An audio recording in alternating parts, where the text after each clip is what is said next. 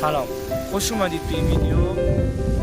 میخوام دوست دارم توی این مبحثی که بهتون میگم من چیکار دارم میکنم تو زنبورستان و چجوری کندم مدیریت میکنم تا زمان شهر. میام اولین کاری که انجام میدم استارت بهارم رو چیکار میکنم؟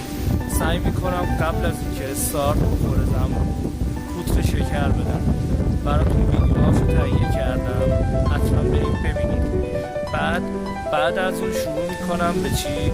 به اینکه چجوری تولید زنبور نر داشته باشم و که کلونی کندوهام آماده میکنم که آماده بشن برای تولید مثل نرام تولید میکنم، تقویتشون میکنم، شهد فراوان ایجاد میکنم براشون تا نرای قوی داشته باشم. تا اینجا دارید این کار رو تا آخر فروردین سعی میکنم رعایت کنم، یعنی که نرای تولیدیمو تا فروردین آماده باشه یا اینکه تا اردیبهشت، بستگی به شرایط آب و هوا داره. بعد از اون چیکار میکنم؟ میام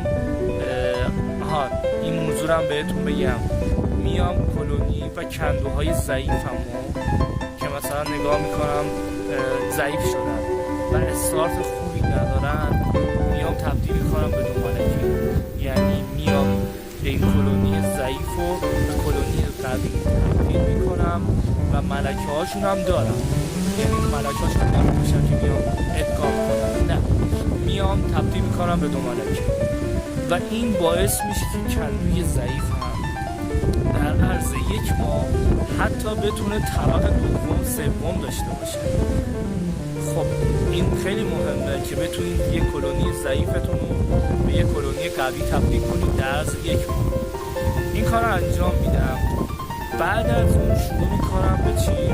استارت یک تولید مثل ملکه رو تولید میکنم، یعنی نرام رو تولید کردم، نر قوی دارم، زنبورستانم پره.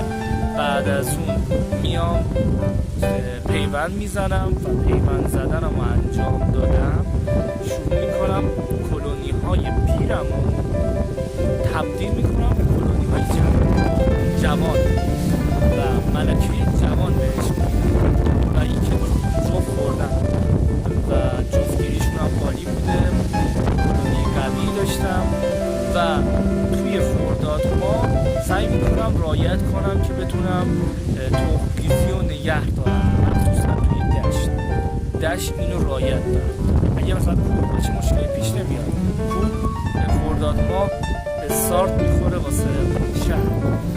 من که این انجام دادم طبق ویدیوی قبلی که براتون آموزش دادم، برید حتما اونم ببینید.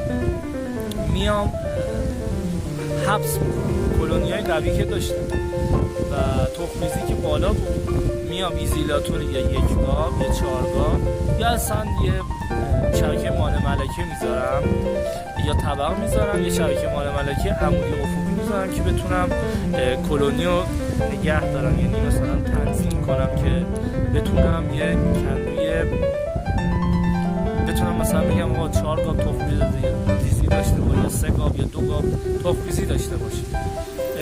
توی این فاصله 20 روز یا 25 روز تقریبا که بتونم روی ملکه داشته باشم. یعنی مثلا اگه حساب کنید وقتی که یه کارگر میخواد به دنیا بیاد تقریبا 20 روز طول میکشه.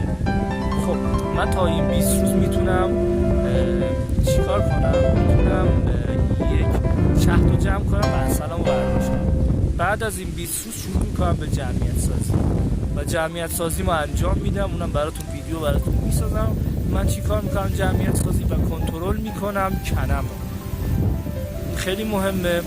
من اگه حساب کنی روی 4 گاو ایزولاتور گذاشتم، تخم‌ریزی آوردم پایین‌تر و محدودتر کردم. در نتیجه تکثیر کنرم کنترل کردم، یعنی رشد بالایی نداشته باشه کنر. و هر ماه هم دارم میگم که اسید اکسالیک دارم به کندوها میدم. اینو رعایت میکنم و عسلمو برداشت میکنم. و کلونی هم قویه و کندوهام قویه. عسلمو برداشت کردم، ملکه های جوون داشتم و این همیشه رعایت کردم. امیدوارم خوشتون بیاد از این ویدیویی که براتون تهیه کردم. گفتم که این سابقه رو داشتم و این کارا رو انجام دادم. اگه شماها مدیریت زنبورداریتون برام توی کامنت ها بنویسید خیلی ممنون میشم، بتونم از تجربیات شما استفاده کنم. من تجربیاتمو بهتون انتقال دادم، تجربیات شما انتقال پیدا کنه. ممنون میشم ازتون.